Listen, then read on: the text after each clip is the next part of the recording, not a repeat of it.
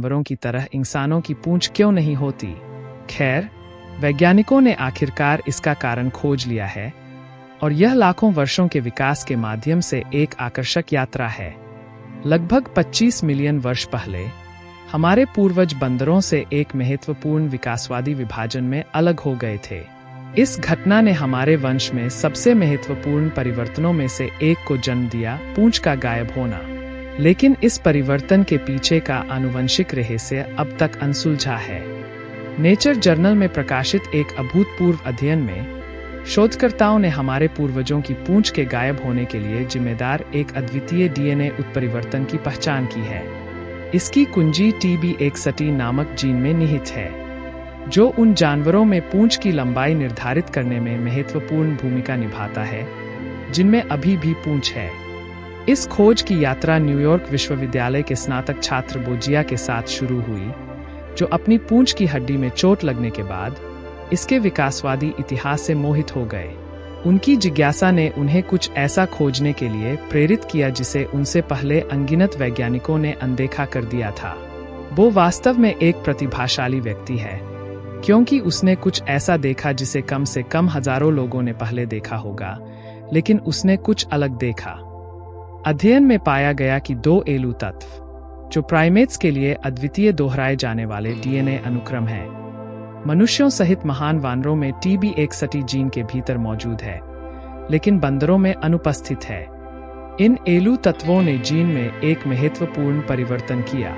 इसका परीक्षण करने के लिए शोधकर्ताओं ने इन एलू तत्वों को चूहों में पेश किया और आश्चर्यजनक रूप से इन चूहों ने अपनी पूंछ खो दी, लाखों साल पहले मनुष्यों और वानरों में हुए विकासवादी परिवर्तन की नकल करते हुए। यह खोज इस सिद्धांत का समर्थन करती है कि पूंछ का नुकसान मनुष्यों में द्विपादवाद के विकास में एक महत्वपूर्ण कारक हो सकता है। एक अनुकूलन जिसने हमें 2 पैरों पर चलने की अनुमति दी और अंततः हमारे बड़े मस्तिष्क और उन्नत तकनीक के विकास का नेतृत्व किया। दिलचस्प बात यह है कि अध्ययन में यह भी पाया गया कि छोटी पूंछ वाले चूहों में स्पाइना बिफिडा विकसित होने की संभावना अधिक होती है, जो एक गंभीर न्यूरल ट्यूब दोष है। यह उन जटिल व्यापार नापसंदों को उजागर करता है जो ऐसे महत्वपूर्ण विकासवादी परिवर्तनों के साथ हो सकते हैं। यह सोचना अविश्वसनीय है कि लाखों साल पहले एक छोटे से आनुवंशिक उत्परिवर्तन का मानव विकास के पाठ्यक्रम पर इतना गहरा प्रभाव हो सकता है। जैसा कि वैज्ञानिक हमारे आनुवंशिक इतिहास का पता लगाना जारी रखते हैं, कौन जानता है कि हम आज जिस प्रजाति के हैं उसके बारे में और कौन से रहस्य उजागर करेंगे। अधिक आश्चर्यजनक विज्ञान खोजों के लिए सदस्यता लें, जिसके परिणामस्वरूप एक संपूर्ण एक्सॉन को हटाया गया। इसका परीक्षण करने के लिए शोधकर्ताओं ने इन एलू तत्वों को चूहों में पेश किया और आश्चर्यजनक रूप से इन चूहों ने अपनी पूंछ खो दी, लाखों साल पहले मनुष्यों और वानरों में हुए विकासवादी परिवर्तन की नकल करते हुए। यह खोज इस सिद्धांत का समर्थन करती है कि पूंछ का नुकसान मनुष्यों में द्विपादवाद के विकास में एक महत्वपूर्ण कारक हो सकता है। एक अनुकूलन जिसने हमें 2 पैरों पर चलने की अनुमति दी और अंततः हमारे बड़े मस्तिष्क और उन्नत तकनीक के विकास का नेतृत्व किया।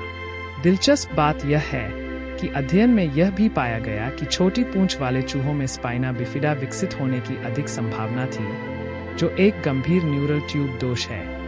यह उन जटिल व्यापार नापसंदों को उजागर करता है जो ऐसे महत्वपूर्ण विकासवादी परिवर्तनों के साथ हो सकते हैं। यह सोचना अविश्वसनीय है कि लाखों साल पहले एक छोटे से आनुवंशिक उत्परिवर्तन का मानव विकास के पाठ्यक्रम पर इतना गहरा प्रभाव हो सकता है।